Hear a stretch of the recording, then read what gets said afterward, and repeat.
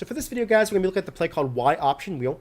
It's a really nice play that you're going to get some really easy yards by doing the man activation principles when it comes to cloud flats. That's why we have it as a cover 2 beater, but it does beat all your cloud flats, and I'll show you that as an example in the video.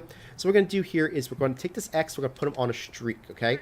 Then we're going to take the tight end, we're going to block him just because we want that extra protection. We'll put the B either on an in or a drag, and put the RB on a slant. Now what we're going to do is we're going to make sure that we are using our scheming of this motion by this RB. We want to make sure that when we motion this RB, a lot of times he's going to get the ball, and a lot of times he's not going to get the ball, but we want them to be, something that they're going to have to, at least be consistent with it to where we're not giving anything away. But I also like about this motion is that it delays the RB's route. And what he does is, because it takes about 1-2 steps up, then he delays it, it's going to give you a little bit more room to catch this ball. So watch what I mean. We're going to go ahead and hike it as we get close to that player. He's going to go up the field. Now they're going to expect that cloud flat to be there. He's not there. We're going to have some easy yards. We could easily pass lead this up as well when it comes to this, just to make sure that we've got some ability to get more yards. So again, X on the streak, A, blocking, B on RB on the slant. And what I'm going to do again here is I'm just going to motion this guy over, hike the ball. I'm going to throw it to him a little bit earlier this time. I'm going to pass lead it up, just so you can see now you've got the ability to get some better yards because of the fact that that guy is already in man activation mode going backwards. I'll show you on instant replay how he got man activated and when he got man activated. It's as soon as, see right here, this is cover 2, so we're looking at the left corner here. As soon as he turns his back right there, that's when he got man activated. I already knew it was going to be man activation because of the ability that I saw the safety spread out, and it was going to be a cover 2. I threw it to that guy, I passed that up, and I got some real good yards. Now let me show you how this also works against cover 3. And it doesn't, as long as they're doing cloud flats, this is a cloud flat beater, not really a cover 2 beater. But because cover 2 has, mostly your cloud flat more consistently, that's why we put it under that section. So again, RB on the slant. The B is going to help you out in case they go ahead and follow that RB. You can see that they're going to man activate. Unfortunately, got caught up, but let's go ahead and show it again. A lot of times, I like to run this to the opposite side because my quarterback is right-handed. I'm not drifting the opposite way.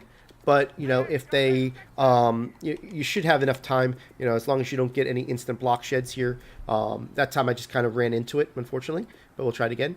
And we'll hike this ball here. See if the RB is going through here. I'm going to stay in the pocket a little bit more. I'm going to throw this ball to this player.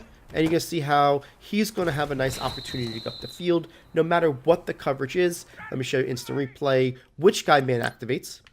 And it's going to be the cloud flat. So the cloud flat in this instance is right here, number 28, right? So he's going to go out this way. Because he's the cloud flat, he's going to wait for the wheel. He's going to turn his back right there. See how he went down there, man activated. We threw behind him, and we're going to get some good yards. Okay. So for the second part of this video, guys, I'm going to show you a different play that's got the same setup, essentially. So I don't do a second video on it, but that way you kind of see what it is. You could do that same thing with the scat or the wheel mesh because of that wheel route. But the wheel mesh has a different route that I really like, which is this RB route.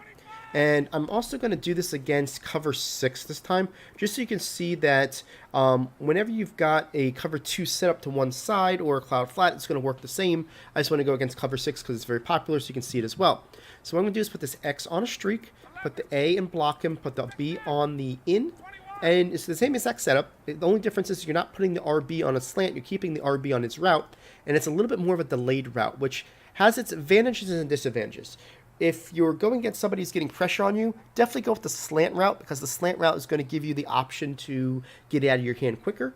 But because this is a slower route, if they don't get pressure on you, you're able to drive back that coverage that much further back. You're going to get a little bit more yards after catch. So that it really depends on what you're getting. It depends which play you want to do. You can see here, we're going to do this. We're going to get up the field.